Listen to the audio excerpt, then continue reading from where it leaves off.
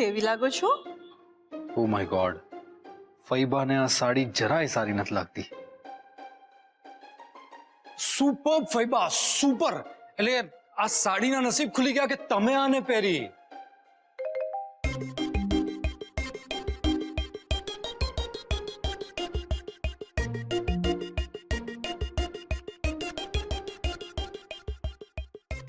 ફૈબા, actually મને સમજાઈ જ નથી રહ્યું કે સાડીથી તમે શોભી રહ્યા છો કે તમારાથી સાડી સારી લાગે છે. Okay, thank you so much. અને ફૈબા, એક સિક્રેટ વાત કહું, આપણે બંને જો સાથે બહાર ફરવા નીકળીએ ને તો કોઈ એમ કહે જ નહીં કે તમે મારા ફૈબા છો. બધા એમ જ કે તમે મારી મોટી બહેન છો. એક્ઝેક્ટલી. યુ નો વોટ, મને બધા ફ્રેન્ડ્સ અને રિલેટિવ એમ જ કહે છે કે મારી ઉંમર કરતા હું 10 વર્ષ નાની લાગુ છું. મગજથી 20 વર્ષ નાના લાગે છે.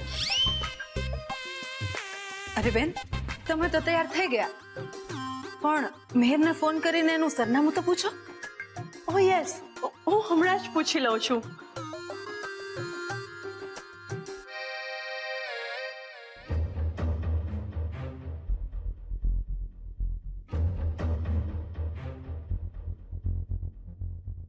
કમાલ છે, આ મિહિરનો ફોન તો બંધ આવે છે.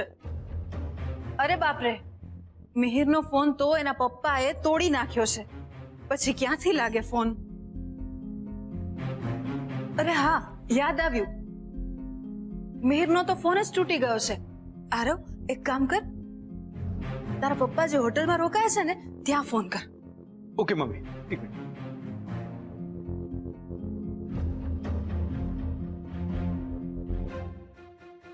Hello, hotel Galaxy, room number 304 please. Hello, hello Mihir, Madhuri બોલું છું. તું તારું એડ્રેસ તો આપ મને. હું બધી તૈયારી કરીને રેડી છું.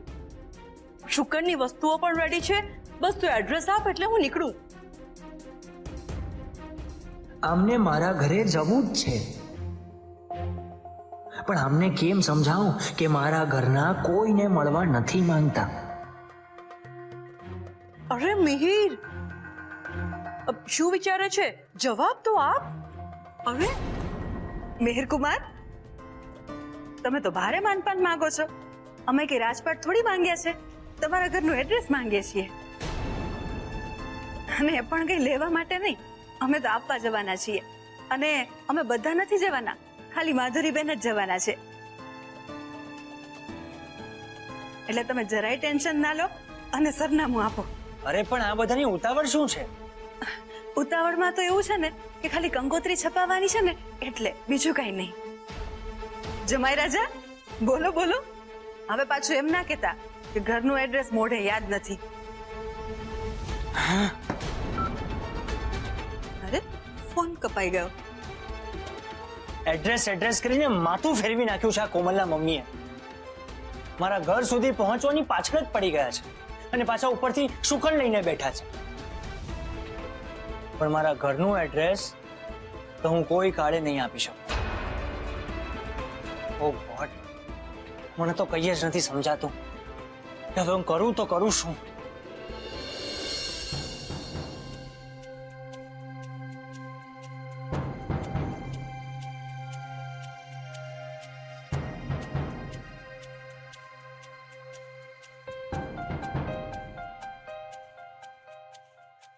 મિહિર પણ કમાલ કરે છે.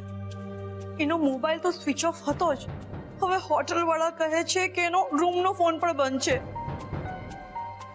મારે શુકન લઈને જવું તો જવું ક્યાં?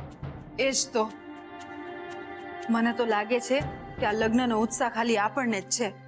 બાકી આ વેવાય પક્ષે મિહિરના મા બાપ તો આ સંબંધ માટે તૈયાર જ નથી લાગતા. એટલે જ કદાચ મિહિર આપણને એમનું સરનામું નથી આપી રહ્યો. નો નો, આઈ ડોન્ટ થિંક સો. મિહિરના પેરેન્ટ્સને આપણી કોમલથી શું પ્રોબ્લેમ હોય અને શું કામ પ્રોબ્લેમ હોય? આપણી કોમલમાં કઈ ખામી થોડી છે? આવશે મિહિરનો સામેથી એડ્રેસ આપવા માટે ફોન આવશે. ઠીક છે, તમને લાગે છે તો આપણે થોડા આશાવાદી રહીએ અને મિહિર ક્યારે ફોન કરે છે એની રાહ જોઈએ.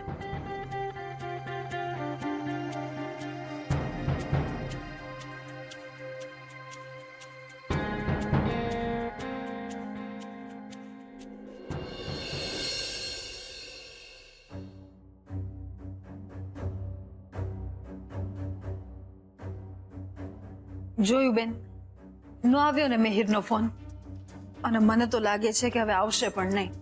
એક કામ કરો, તમે સાડી બદલી લો, ત્યાં સુધીમાં અમે રસોઈની તૈયારી કરીએ. શું યાર, આ મિહિરે તો એકદમ મૂડ જ ઓફ કરી નાખ્યો. અરે પપ્પાનો ફોન છે. કદાચ ભાઈના ફોન પરથી મિહિરે જ ફોન કર્યો હશે. હેલો, યસ પપ્પા. વોટ? શું વાત કરો છો? ઓકે ઓકે, પછી મને ફોન કરજો. હા. શું થયું આરવ? પપ્પા કહે છે કે મિહિર બપોરથી હોટલના રૂમમાંથી ગાયબ છે અને એની પાસે ફોન પણ નથી. આ મિહિર ક્યાં અચાનક ગાયબ થઈ ગયો?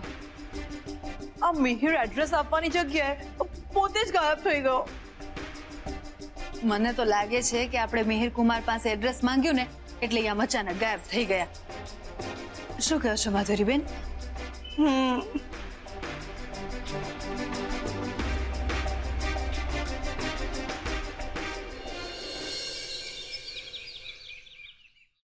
બધાએ પોતાની મરજી પ્રમાણે કામ કરવું છે. મારો તો કોઈને વિચાર જ નહીં કરવો મળે. કોણ છે જેને તમારો વિચાર નથી આવતો? તમે બધા, બીજું કોણ? આવું બોલો છો તમે? એ હું પછી કેવા. તમે એ કહો, તમે હું કામ ચીંધવા આવેલા છો? અરે હા, માધુરી ફઈબાનો નાસ્તો અને એમના ડ્રાયફ્રૂટ તૈયાર છે ને?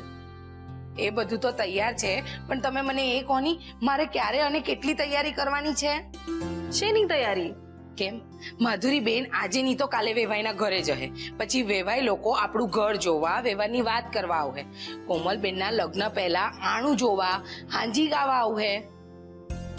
તો એ લોકો કેટલા આવવાના છે, ક્યારે આવવાના છે, એ મને કોણ કહે? હા, પણ એ બધાને હજી વાર છે. ક્યાં વાર છે? લગ્ન લીધા છે, દિવસ નક્કી છે, તો આ બધા પ્રસંગ તો કરવા જ પડે ને. રીતાબેન, તમે કેટલું ટેન્શન લો છો? સાચી વાત છે, પણ મમ્મીજી તમને સમય આવે બધું જણાવી દેશે.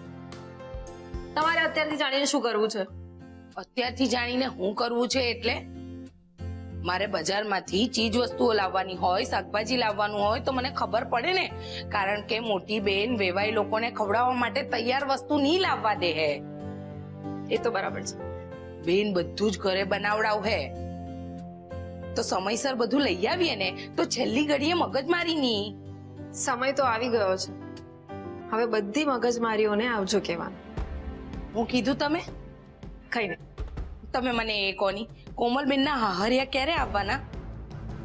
સવિતાબેન, એ તો નિર્ભર કરે છે કે મિહિરનો ફોન ક્યારે આવે છે અને એના પરિવારને આપણા પરિવાર સાથે ક્યારે મળાવે. એ લોકો જે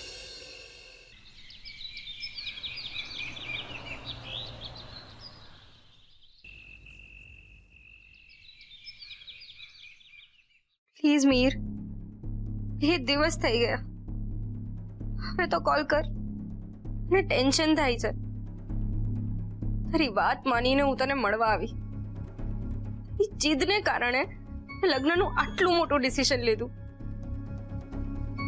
અને હવે જ્યારે મારા ઘરના આપણા લગ્ન માટે રેડી થઈ ગયા છે ત્યારે તું આમ અચાનક ગાયબ થઈ ગયો. તારા આવા બિહેવિયર માટે ઘરના લોકો મને સવાલ પૂછશે તો હું શું જવાબ આપીશ? તો મમ્મા કહે છે એવું તો નથી મીર, તું મને પ્રેમ જ નથી કરતો, ખરેખર ડરીને ભાગી ગયો? ના ના, એવું ના બની શકે. કદાચ એવું પણ બની શકે એની સાથે કોઈ ઘટના બની છે જેના કારણે એ મને કોન્ટેક્ટ નથી કરી શકતો. ઓ ગોડ, પ્લીઝ મીર, જ્યાં પણ છે ત્યાંથી પાછો આવી જા પ્લીઝ. 2 દિવસ થઈ ગયા, આ મિહિરનો તો કોઈ તો પતો નથી. એટલે મારી ધારણા સાચી પડી. એણે કોમલનું મગજ ખરાબ કરીને લગ્ન તો કરી લીધા, પણ જેવી જવાબદારી માથે આવી ને ભાગી ગયો.